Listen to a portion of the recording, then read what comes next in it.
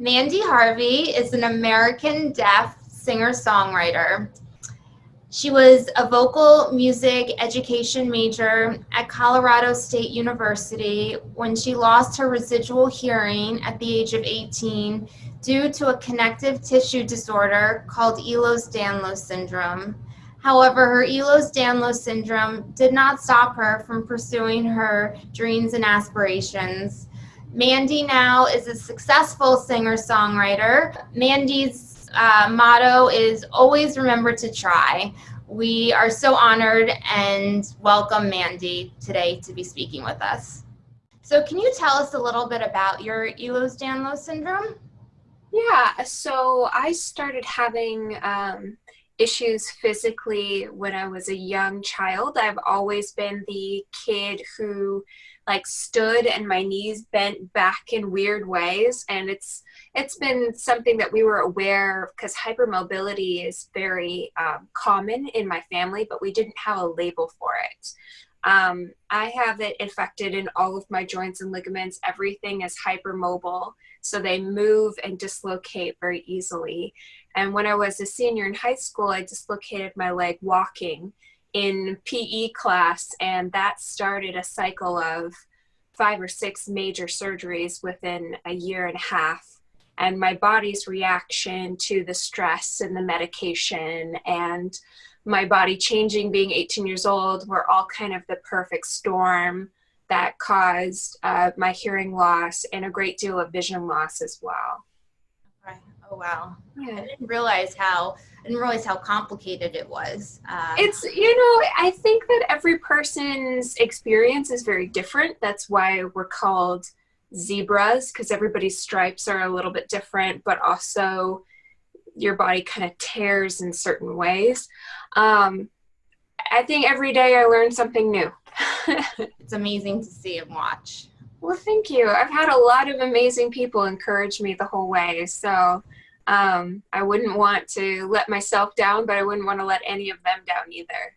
Right. Yeah, you have a great support system aside from your family, of course. So again, it's wonderful to see. So did you always know that you wanted to be a singer-songwriter before your diagnosis? No. I wanted to be a music teacher. To my whole heart, I never saw myself as a performer. And the idea of writing music, I always thought that people were just born natural, songwriters that it just dumped out of them. So I didn't feel like I naturally had that gift, so I never tried. And then after I lost my hearing and I lost this opportunity for what I saw as being a teacher, I found a way back into music, and it just happened to be connected with performance. And so that kind of led to performing, and then I was encouraged to start songwriting by a friend of mine who is named Eric Weinmeier. He's the first blind man to climb Mount Everest. There's been 2, if you can believe that. Is amazing. Wow. He's amazing. But he just asked me straightforward. He says, why haven't you written of your own songs? And I said, well, that's terrifying. It's weird enough to sing a song that other people know and said is a good song. It's way different to sing a song that no one has ever heard before. That's a huge risk, putting yourself out there in a huge way. And he said, what's the worst that can happen? And I didn't have an answer. And so it kind of challenged me to start thinking about this idea of what's the worst that can happen. And then eventually I got to a point where I got tired of focusing on the negative, and I wanted to focus on the positive. So I started to say, well, what's the best that can happen? What's the best that can happen by writing a song? Maybe I give words to somebody else who is going through a difficult time, or just words to an emotion, and we can be connected like a community. What's the best that can happen by putting myself out there? Maybe it will encourage somebody else to chase their dream. Get over myself. Let's go. So that's how your singing and songwriting started. Yeah. So with your diagnosis, how do you write and play music? So now everything is based from feeling the vibrations as well as using visual tuners. So I use apps on my phone where I can see what I'm singing or what is being played, and then I connect that with how it feels. In addition, a lot of music theory.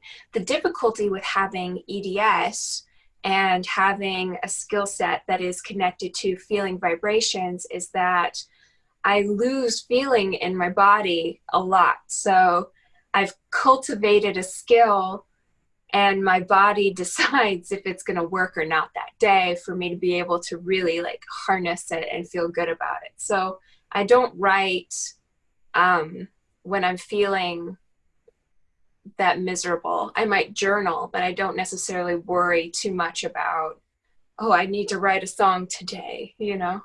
Right. And how often are you songwriting and playing? I mean, obviously, I work on my music every day, except when I'm like really, really sick. But I work on music every day. I work on speech therapy and speaking clearly every single day. I work on some kind of physical activity because I have bad blood flow, and that creates the numbness all over my body. And to keep myself alive, I have to do a lot of physical therapy. So I have many things in my life that are just a part of my norm. I've stitched it into my life. yeah. You know what's so interesting is that people that know you, including myself, know that you have Ehlers-Danlos syndrome, and you're an amazing singer, songwriter, and so forth. But you just telling me about the speech therapy, the physical therapy that you do on the side, I don't think anyone would even think about that, because you're so proficient and you're just, you appear amazing. So, well, thank you.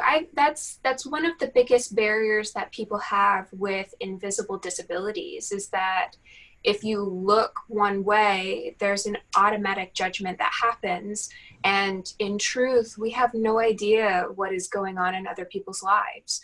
You have gone through so many struggles and in your life. And I know as hard as it is, there are going to be beautifully awesome days where you just feel amazing. And there are going to be difficult days where you don't feel amazing. But because you are such a glowing personality and very smiley, people don't necessarily think about you on your dark days. So it's like they see you on the good days, so that's the only thing that they know of you. But if they could only peek into your life of waking up in the morning and having to make the decision of whether or not you were going to get out of bed and struggle for the day, if they could hold your hand during all of the physical therapy that you've done with surgeries, if they could have been there through the days where you just want to cry because you just want to wake up normal for one day, I just want to feel like everybody else. We need to find ourselves in a world where we judge each other so much less and we just love and encourage each other. I totally agree. So when you have these really dark days, who do you look to for support? I would assume your parents, of course. You're married, so your husband as well. But is there anyone else that you go to? I find a lot of encouragement from people who are going through their own lives. So I talk to a lot of people, whether it's friends or family.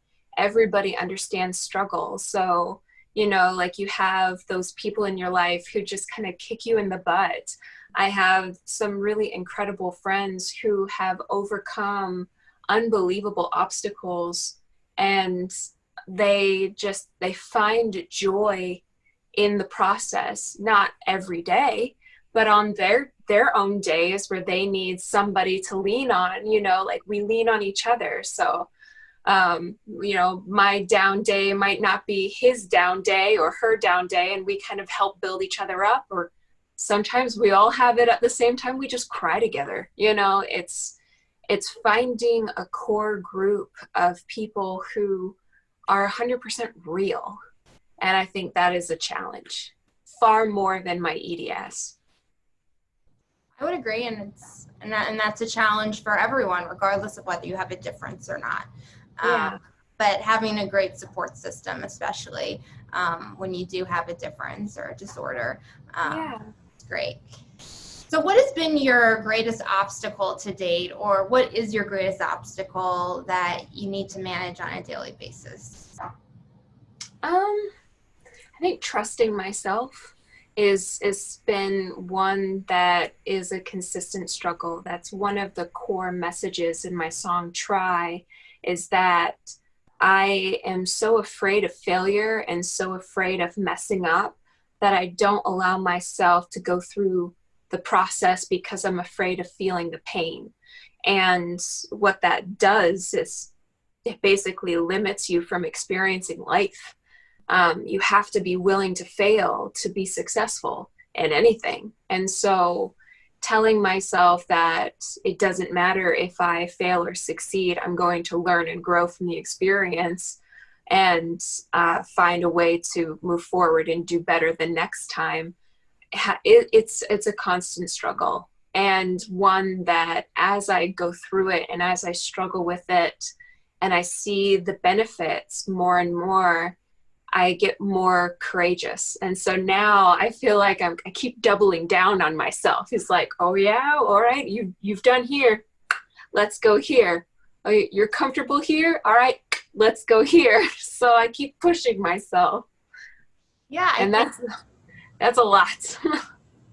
Yeah, no, I mean, I think we all learn on a day-to-day basis, and it just makes us better and better as human beings. Yeah. What is your universal message that you'd like to convey to everyone that has some type of difference or disorder, or is affected in some way, whether it be a parent, even a professional, to really keep moving forward despite their differences and, try to reach their dreams and aspirations? Yeah, I think the one phrase that I'm known for is saying, always remember to try. It's not based off of saying always try, but it's reminding you that you have the option and you should remember that option exists. I think that no matter what your barrier is, whether it's obvious, invisible, or different every day, that you have two options. You can stay and do the same thing that you're doing every day and you'll know exactly what the result will be. Or you can stand up off the floor and try something and see what happens. Like, you're opening the door for possibilities in your life. And the only people who can determine how far you can go is you. Yeah, great words. What tips or words of advice would you give to these musicians? I have a lot of things to say. Let's say start with a balloon. Blow up a balloon and hold it in your fingers and either speak, make noise, or if you don't have the ability to speak, have a noise hit the balloon. That could be like the radio or play a CD, and feel the music on your fingertips. And as you do that, you become more sensitive to the vibrations that are around you. You'll be more perceptive. And it's a beautiful reminder when you feel lost that everybody feels music first. That's the truth. Those waves hit your body and you are experiencing music exactly like everybody else, or feeling it first. We just get to pay attention to it a little bit differently. But I could go into a whole monologue about visual tuners and feeling vibrations, but I'm sure you can find me talking about that on the internet somewhere else. You definitely can. I've definitely come across that. Yeah. Yeah. Lastly, since I know many people are going to want to know, how do we stay connected with you and follow you? Aw. You can find me at www.mandyharveymusic.com, or you can find me on Facebook, Mandy Harvey Music, or Instagram, Mandy Harvey. I'm here, there, and everyone. If you want to be a part of my mini concerts every Friday, you can visit Patreon/Mandy Harvey. You'll find me, or you'll find that link on my Instagram. I'm everywhere. Yes, Come on and join the fun. of course. Well, I'll just say in closing, it's we're going to do Facebook Live and whatnot, but it's an honor to know you and for you to be a part of our community.